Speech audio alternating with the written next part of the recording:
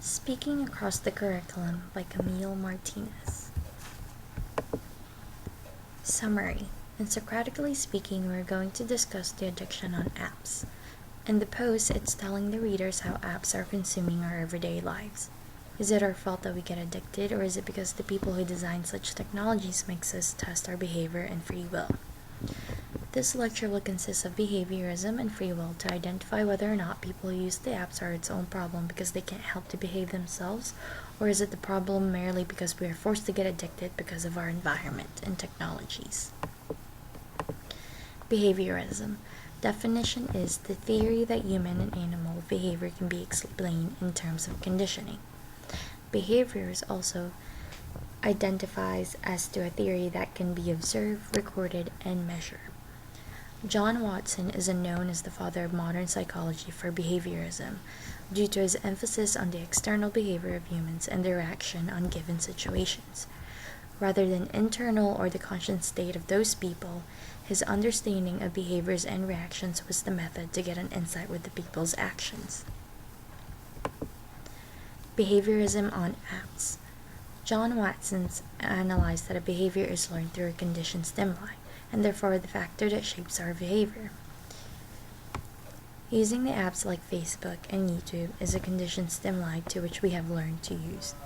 And because we use this app every day, we are bound by it. And if we don't get a hold of using this app, the people feel left out and out of the loop in society.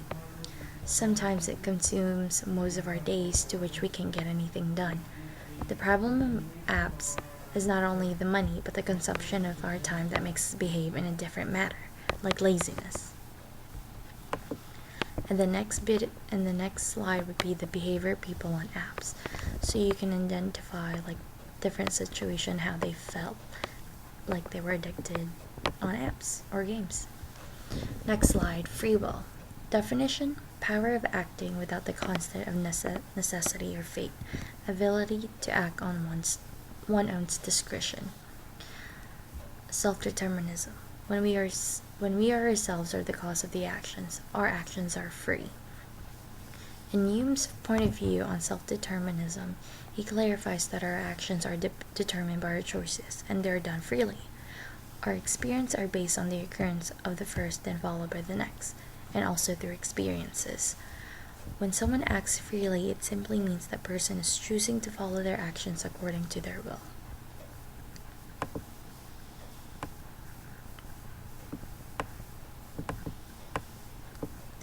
Free will on apps. As Hume states that our will to make choices is through self-determination, so with that include we can state that being addicted to apps is the person's fault. Choosing to use the apps on a regular basis and consuming its time was the choice of that person. She has the right to ignore or use the apps, so their free will to use the apps was their own decisions and not the creators of the apps, because they designed to whenever consumers are bound to download the apps. Apps on real world.